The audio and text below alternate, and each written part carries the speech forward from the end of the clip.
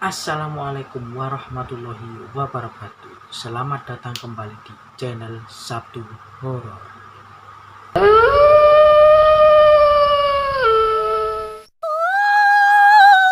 Sebelum masuk ke cerita, jangan lupa klik like, share, dan juga subscribe. Terus klik tombol loncengnya ya, biar kalian terus mendapatkan notifikasi dari saya setiap hari Sabtu jam 9 malam untuk menemani cerita horor kalian. Nah, kali ini saya mendapatkan sebuah cerita dari seorang ojek online, sebut saja namanya Mas Vino ya. Nah, Mas Vino ini seorang mantan buruh dari perusahaan besar. Karena dampak dari COVID-19, dia terpaksa berhenti dan beralih profesi menjadi seorang ojek online. Mas Vino ini termasuk anak yang rajin. Dia termasuk anak yang aktif dalam pekerjaannya, dan dia tidak menyepelekan pekerjaannya juga. Mas Vino ini berbagi cerita kepada saya kalau dia mengalami kisah horor dalam perjalanannya saat mengantarkan orderan GoFood ke customer. Nah, bagaimana ceritanya? Kita langsung mulai saja. Mas Vino ini berangkat jam 7 pagi dan dia dari rumahnya sudah mendapatkan orderan. Dia langsung bergerak ke customernya dan dia langsung menyelesaikan orderannya dengan cepat dan sangat baik. Setelah dia selesai menyelesaikan order pertamanya, begitu juga dengan orderan-orderan dia yang seterusnya. Nah, saat dia menyelesaikan banyak orderan, pukul 4 sore ini Mas Vino memutuskan untuk istirahat di rumahnya. Dan dia sambil mencarger HP-nya. Setelah jam menunjukkan jam 7 malam, Mas Vino ini akhirnya memutuskan untuk melanjutkan pekerjaannya untuk mendapatkan lebih banyak orderan dan otomatis dia akan mendapatkan banyak uang. Nah, jam 7 malam ini Mas Vino mendapatkan orderan lagi dan orderannya tidak ada kendala sama sekali. Dia berjalan dengan biasa saja dan dia tenang-tenang saja tanpa ada kendala. Setelah dia selesai melakukan pekerjaannya mengantarkan orderan yang pertama tersebut, akhirnya Mas Vino memutuskan untuk kembali melanjutkan sementara jam sudah menunjukkan pukul 7:30 malam karena menyiapkan makanan di orderan itu cukup lama menurut Mas Vino. Gak lama dia akhirnya sampai di tempat yang biasa dia bersama kawan-kawannya berkumpul, dan akhirnya dia mendapatkan order lagi setelah menunggu sekitar 10 menit dari dia sampai. 15 menit perjalanan, akhirnya Mas Vino sampai di restoran tersebut dan dipesan oleh customernya. Mas Vino ini menunggu sekitar 10 menitan, akhirnya makanan jadi. Singkat cerita, Mas Vino ini sampai di desa si customer. Ternyata desanya cukup jauh dari jalan raya. Mas Vino mengatakan kepada saya kira-kira jaraknya dari jalan raya ke desa tersebut sekitar 10 kilometeran. Sampailah Mas Vino di desa pemesan tersebut. Mas Vino yang berjalan cukup lambat dari desa tersebut, perlahan-lahan memasuki tempat-tempat yang banyak sekali pohon-pohon dan juga banyak sekali bambu di sana. Sampailah Mas Vino ini di pertigaan. Pertigaan tersebut mengarah ke rumah customer. Dan di petanya menunjukkan bahwa Mas Vino harus belok ke kanan. Beloklah Mas Vino ke kanan, yang mana jalannya cukup kecil dan juga cukup sempit karena di sampingnya adalah rumah warga dan juga sungai. Namun anehnya, saat Mas Vino masuk ke jalan tersebut, ada beberapa warga yang melihat Mas Vino dan warga tersebut merasa kebingungan. Entah apa yang warga itu rasakan dan entah apa yang dipikirkan oleh mereka, dan Mas Vino juga heran kenapa mereka melihat Mas Vino seperti itu. Akhirnya Mas Vino berhenti sebentar untuk mengecek HP-nya karena ada notifikasi dari pelanggan. Nah, setelah mengecek HP-nya, Mas Vino ini memutuskan untuk kembali berjalan, dan tidak jauh saat dia baru berjalan, ya ini bertemu dengan seorang warga. Dan warga itu berkata, Mas mau ngapain di sini? Maaf Pak, saya ojek online. Saya mau mengantarkan makanan ke customer saya di daerah sini. Dan Mas Vino kembali bertanya, "Mas, apakah desa ini jauh?" Sembari Mas Vino menunjukkan alamat si customer tersebut. Dan warga tersebut bilang, "Kalau dari sini jaraknya sekitar 2 km, Mas. Dan kalau Mas memutuskan lewat jalan ini, Mas hati-hati aja, karena jalannya sempit dan juga licin, hujan, Mas. Dan jangan lupa, Mas, kalau Mas lewat sini terus berdoa ya." Nah, Mas Vino yang mendengar perkataan dari warga tersebut cukup terkejut, dan dia cukup heran kenapa warga tersebut mengatakan hal itu. Akhirnya Mas Vino tetap melanjutkan perjalanannya karena dia punya kewajiban untuk mengantarkan makanan. "Ya sudah, Mas, terima kasih ya atas informasinya. Saya harus segera mengantarkan makanan saya ke customer karena dia sudah menunggu." Warga tersebut mengatakan, "Iya, Mas, sama-sama, hati-hati. Kalau Mas mendengar suara, mending Mas diem aja." Tidak jauh dari perjalanannya, dia akhirnya sampai di rumah terakhir tersebut yang dikatakan warga itu. Mas Vino mulai mengucapkan bismillah dan dia terus berdoa di dalam hatinya ya. Berjarak 15 meter dari rumah tersebut, Mas Vino ini bertemu dengan seorang warga, yang mana warga tersebut sedang memancing sendirian. Dan dia bertanya, "Mohon maaf Pak mengganggu. Apakah Bapak tahu desa ini?" "Iya Nak. Kalau kamu lewat sini, kamu tinggal lurus aja. Terus nanti saat ada pertigaan, kamu belok kiri ya. Kamu jangan belok kanan." Mas Vino yang mendengar perkataan tersebut mengiyakan. Dan dia mengecek mapnya, ternyata map tersebut menunjukkan bahwa dia harus belok kanan. Dia kembali lagi mengatakan kepada warga tersebut dan berkata, "Maaf Pak, di map saya harus belok kanan. Apakah saya nggak terlalu jauh kalau saya belok ke kiri?" Orang itu pun kembali menjawab, "Mas, kalau mau selamat, Mas belok kiri aja. Mas jangan belok kanan." Lalu Mas Vino kembali bertanya kepada bapak tersebut, "Oh iya Pak, apa setelah desa ini nggak ada desa lagi?" "Ada Nak, setelah desa ini adalah desa yang akan kamu kunjungi Nak.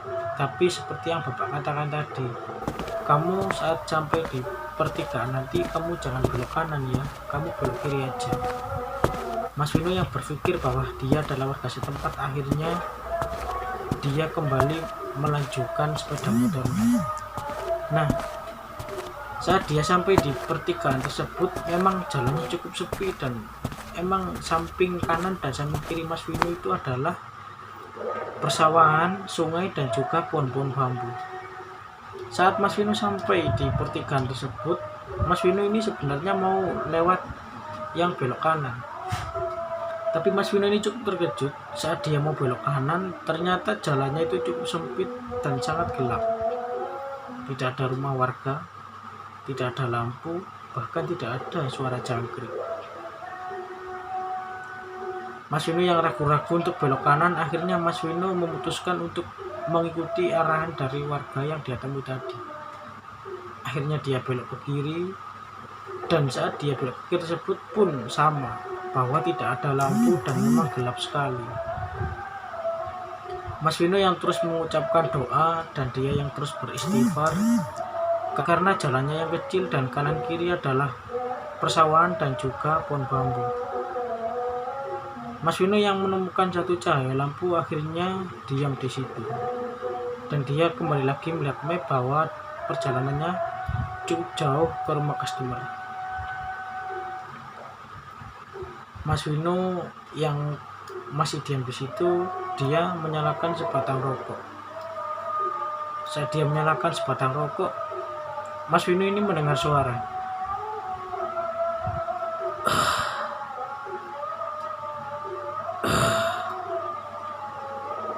Suara tersebut tentu saja mengagetkan Mas Vino. Dan saat dia menoleh ke belakang, ternyata di belakangnya itu adalah sebuah pohon bambu yang sudah melengkung dan hampir jatuh.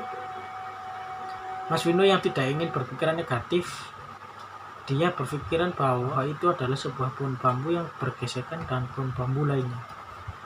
Akhirnya Mas Vino ini memutuskan untuk melanjutkan perjalanannya sembari dia tidak lupa untuk berdoa. Dia menyusuri jalanan yang sepi-sepi tersebut dan akhirnya dia sampailah di sebuah desa terakhir di desa tersebut. Dan sampailah dia akhirnya di desa terakhir di tempat tersebut. Dan Mas Vino menjumpai satu orang warga yang sedang merokok di luar sembari duduk di bangku dari bambu. Lalu Mas Vino berhenti dan bertanya kepada warga tersebut, "Pak, mohon maaf, apakah Bapak tahu tempat ini?" Dan Bapak itu menjawab, "Oh ya Mas, saya tahu. Mas tinggal lurus aja, nanti ada pertigaan, Mas belok ke kanan.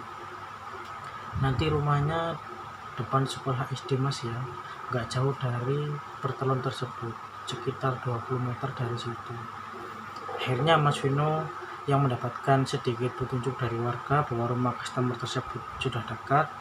Mas Vino ingin menyalakan sepeda motornya, tapi warga tersebut tiba-tiba bertanya, "Maaf Mas, apa Mas tadi lewat tempat yang sepi itu?" Dan Mas Vino pun menjawab, "Iya Pak, saya tadi berjumpa dengan satu orang warga dan dia mengatakan bahwa saya harus belok kiri dan saya tidak diizinkan untuk belok kanan." Dan warga tersebut kembali menjawab, "Alhamdulillah kalau Mas lewat ke kiri." "Mohon maaf Pak, apa saya boleh bertanya?" Dan warga itu menjawab, "Silahkan Mas." Mas Vino kembali melanjutkan pertanyaannya, "Memang kalau saya belok kanan kenapa Pak?" Dan warga itu menjawab, "Maaf Mas, itu sudah menjadi ketentuan dari tetua desa kami bahwa pendatang baru ataupun pengunjung dari tempat lain kalau mau ke tempat ini harus belok ke kiri Mas, nggak boleh belok ke kanan." Mas Vino yang semakin heran dan bulu kuduknya mulai merinding tersebut akhirnya pamit kepada bapak itu. "Ya sudah Pak, terima kasih atas informasinya, saya izin pamit dulu ya." Dan warga tersebut menjawab, "Iya Mas, silahkan, hati-hati Mas ya, nanti Mas pulang harus lewat sini lagi, dan jangan lupa Mas selalu baca doa kalau Mas sudah sampai di tempat pohon bambu yang hampir rubuh tersebut." Nah, Mas Vino yang heran ini karena yang sebelumnya Mas Vino mendengar suara di tempat yang warga tersebut katakan, sedikit terkejut dan sedikit merinding. Tapi Mas Vino memutuskan untuk tetap melanjutkan perjalanannya menuju rumah customer. Akhirnya Mas Vino sampailah di rumah customer. Saat sampai di rumah customer pun, customernya bertanya kepada Mas Vino, Mas tadi lewat mana? Apa Mas lurus belok kanan atau Mas lurus belok ke kiri?" Mas Vino yang semakin heran kenapa ada dua orang yang menanyakan hal sama tersebut, akhirnya dia kembali menjawab, "Saya bertemu warga Mas di desa seberang, katanya saya harus belok kiri, saya nggak diizinkan untuk belok ke kanan." "Oh iya Mas, Alhamdulillah kalau Mas tidak belok ke kanan." Mas Vino segera berpamitan karena jam semakin malam dan dia harus berjalan kembali lewat jalan tersebut. Mas Vino berpamitan kepada customernya dan akhirnya Mas Vino berjalan kembali. Saat Mas Vino sudah sampai di tempat dia bertemu dengan warga yang terakhir tersebut, dia melihat dan orang itu sudah tidak ada di tempat tersebut. Mas Vino yang terkejut pun langsung buru-buru untuk kembali jalan dan dia berjalan cukup cepat kali ini. Dia berjalan dengan kecepatan yang cukup tinggi karena dia cukup takut dan dia sendirian di situ. Sesampainya di jalan raya, akhirnya Mas Vino cukup lega dan dia menghela nafas karena dia berhasil keluar dari tempat tersebut. Ya teman-teman, pesan saya dari cerita Mas Vino itu cuma satu ya, bahwa pesan saya dari cerita Mas Vino ini kembali lagi ke video pertama saya. Dimanapun kalian singgah, dimanapun kalian berpijak, kita itu tidak hidup sendirian. Kita itu hidup berdampingan. Dan dimanapun kalian, ucapkanlah permisi. Dimanapun kalian pergi dan dimanapun kalian singgah, jangan lupa bahwa kalian adalah orang asing di tempat tersebut. Ucapkanlah salam dan ucapkanlah permisi. Sejatinya kita itu hidup bersama-sama dengan mereka, dan kita tidak bisa melihat mereka, tapi mereka bisa melihat kita. Tetap berdoa, tetap jaga kesehatan, dan jangan lupa klik like, share, dan juga subscribe. Bagi kalian yang punya cerita horor, silahkan kalian kirim email saya yang akan saya tulis di deskripsi nanti. Sampai jumpa. Assalamualaikum warahmatullahi wabarakatuh.